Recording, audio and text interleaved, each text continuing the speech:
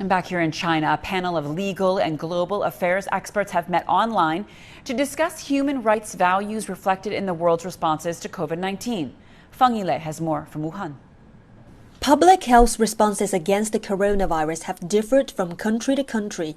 Some believe it's not just because of differences in healthcare capacities, but also diverse values related to human rights.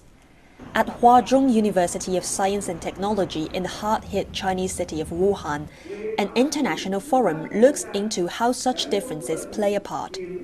Its organizers believe a discussion of human rights issues has special significance at this moment.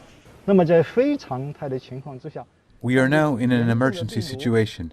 A severe virus is killing people, and we have to take extraordinary, unconventional measures to protect human rights.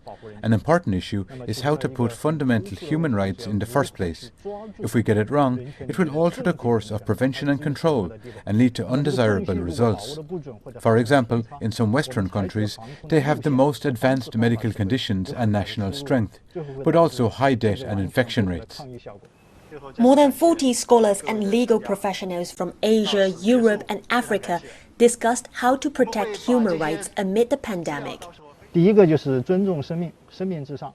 Our first consensus is respect for life, to prioritize the supremacy of priceless human life. And we should stick to people-oriented prevention and control, medical treatment, as well as isolation measures.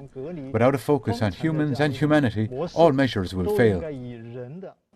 Government responses to the virus have differed, reflective of national conditions and values.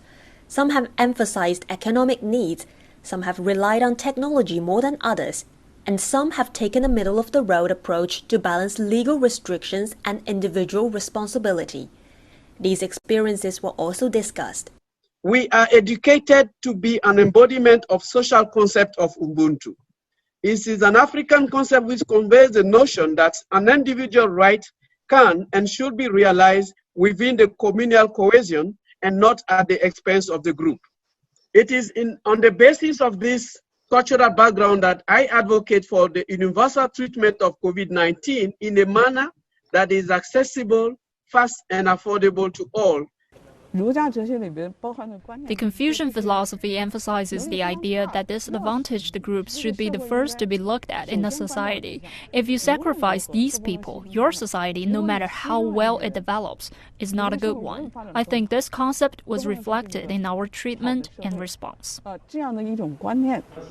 Experts see it as a good opportunity to enhance mutual understanding and to learn from each other, while they also oppose discrimination and stigmatizing a certain country or people. The last mimicry of yellow peril was to be created by Mr. Trump and company in form of a China virus and Wuhan virus.